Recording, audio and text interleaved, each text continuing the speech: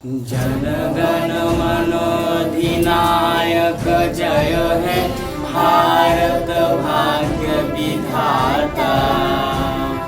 पंजाब सिंधु गुजरात मराठा द्राविड़ उत्कल बंग। विंध्य हिमाचल जमुना गंगा उच्चल जलोदित तरंगा। तब शुभ नामे जागे तब शुभ आशीष मांगे। गाहे लगो जय गाथा जनगण मंगल दायक जय है भारत भाग्य विधाता। जय है जय है जय है जय जय जय जय हे। চলো চলো বাচ্চারা, তোমরা একটু সাবধানে চলো।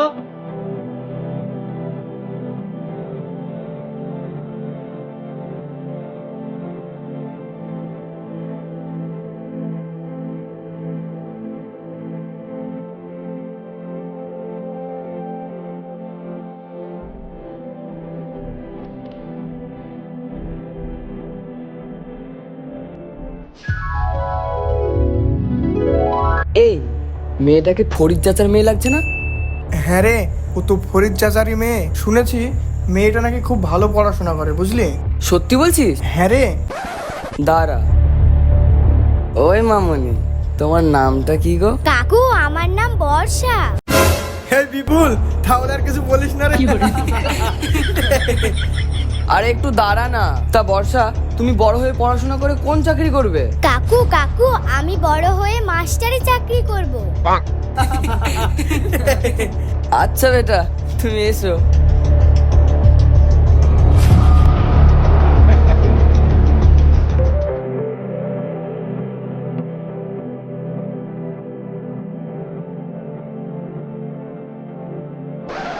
এই বিপুল, ওই দেখ, ওটা আবার কে আসছে দেখ তো। আগেরটা তো বললো মাস্টার হবে, এটা আবার কি হবে দেখ।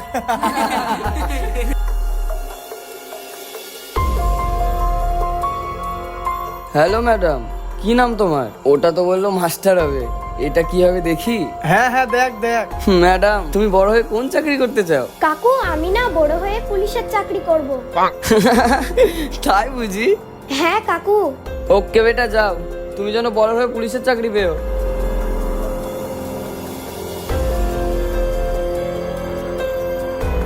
কি রে বিপুল, তোকে তো সবাই কাকু বলছে রে। বাবু বলার মতো তো কাউকে দেখতেই পাচ্ছি না।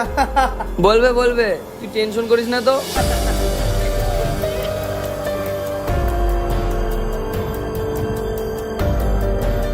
नखरे क्यों कर दिया मिन चचदा नहीं कितना सवाल कर दिया ना मैं सुनता नहीं।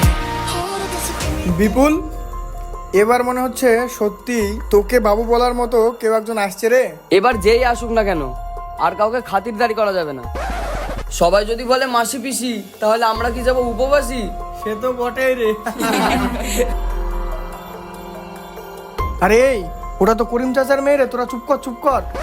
এই দাঁড়া তো, মালটাকে একটু চেটে নি। তোমার নামটা কি গো ফুলটুসি?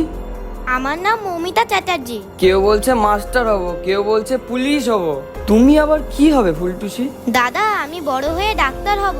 ডাক্তার হয়ে আমাদের গ্রামবাসীকে আমি ভালো করে পরিষেবা দেব। তাহলে আমাদের পরিষেবা কে দেবে ফুলটুসি? ছাড়ুন তো দাদা, আপনি গায়ে হাত দিয়ে কথা বলছেন কেন?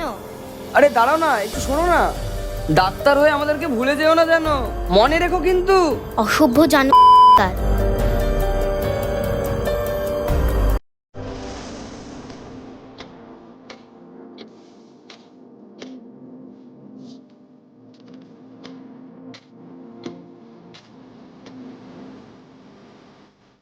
স্কুল থেকে এলি মা?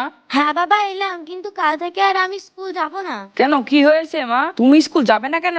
বাবা রাস্তায় সব চ্যাংড়া চ্যাংড়া ছেলেরা বসে থাকে, আমাদেরকে খুব নোংরা নোংরা কথা বলে বাবা। এ কি বলছিস মা? হ্যাঁ গো বাবা, সত্যি বলছি আমি। ঠিক আছে দাঁড়া মা, আমি আজকে গ্রামের প্রধানের কাছে গিয়ে নালিশ করব।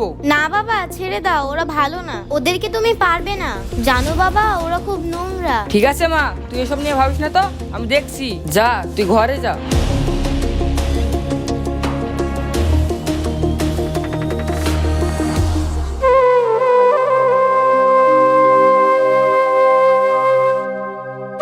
আরে ফিরদৌস ভাই, সকাল সকাল মন খারাপ করে বসি কেন?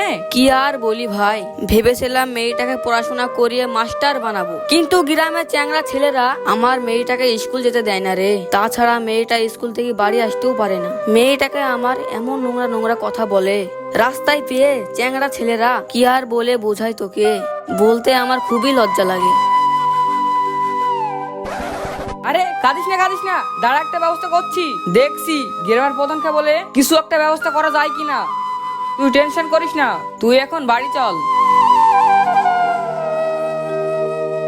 একটি বিশেষ ঘোষণা, গ্রামবাসী আপনাদেরকে জানানো যাচ্ছে যে আজকে সকাল 10টার সময় আপনাদের সবাইকে পঞ্চায়েতে ডাকা হয়েছে, আপনারা কিন্তু সকলে আসবেন। একটি বিশেষ ঘোষণা, গ্রামবাসী আপনাদেরকে জানানো যাচ্ছে যে আজকে সকাল 10টার সময় আপনাদের সবাইকে পঞ্চায়েতে ডাকা হয়েছে, আপনারা কিন্তু সকলে আসবেন। আরে এখন হঠাৎ করে পঞ্চায়েতে ডাক? মনে হয় আমাদের 100 দিনকার কাজটা বন্ধ আছে, তো তাই হয়তো আবার শুরু করবে। একটি বিশেষ ঘোষণা, গ্রামবাসী আপনাদেরকে জানানো যাচ্ছে যে আজকে সকাল 10টার সময় আপনাদের সবাইকে পঞ্চায়েতে ডাকা হয়েছে, আপনারা কিন্তু সকলে আসবেন। আরে সোনাম, হঠাৎ করে পঞ্চায়েত আবার ডাক? আরে তুমি জানো না, দিদির লক্ষ্মীর ভান্ডার 500 টাকা দিল প্রথমে, তারপরে হলো 1000 টাকা, এবার মনে হয় 2000 টাকা দিবে। কাল দেখি মনে হয় যাচ্ছে, তাহলে দিতে হবে। ঠিক আছে চলো। দেখুন ভাই ও চাচারা, কাল থেকে আপনাদের মেয়েরা আবার স্কুল যাবে। আপনাদের মেয়ে মানে আমার মেয়ে। আজকের পর থেকে যদি আপনাদের মেয়েদেরকে যদি কেউ কষ্ট দিয়ে থাকে বা লজ্জা দিয়ে থাকে বা অপমান করে থাকে, দরকার হলে আমি পুলিশের কাছে যেতে বাধ্য হব। আপনারা কেউ কোনো টেনশন করবেন না, আপনারা আমার প্রতি ভরসা রাখুন। তারপরেও যদি পুলিশকে বলে না শোনে, তাহলে আপনারা বুঝতে পারছেন তো, পাবলিকের মার মারবো এখানে। এবার আপনারা নিজের নিজের বাড়ি চলে যান।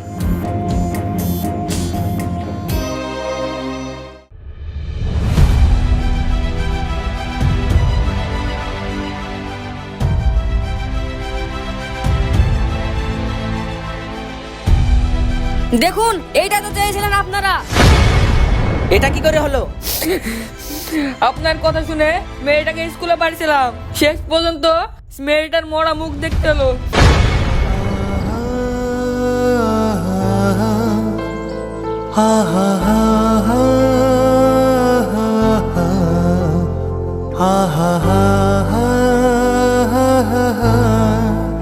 দিদি, আমরা ওপার বাংলা টিভির পক্ষ থেকে আপনাকে সবাই মিলে অনুরোধ করব, মৌমিতা দিদিকে যারা শারীরিক জঘন্যতম তার প্রতি অত্যাচার করে মারা হয়েছে, যত তাড়াতাড়ি সম্ভব ওদের সাজা দেওয়া হোক। এটাই হলো আমাদের অনুরোধ আপনার কাছে। আমাদের গল্পটা যদি আপনাদের ভালো লেগে থাকে, আগের দিনে আমরা যেন এর থেকেও যেন ভালো ভিডিও বানাতে পারি, সেই আশীর্বাদটা দেবেন।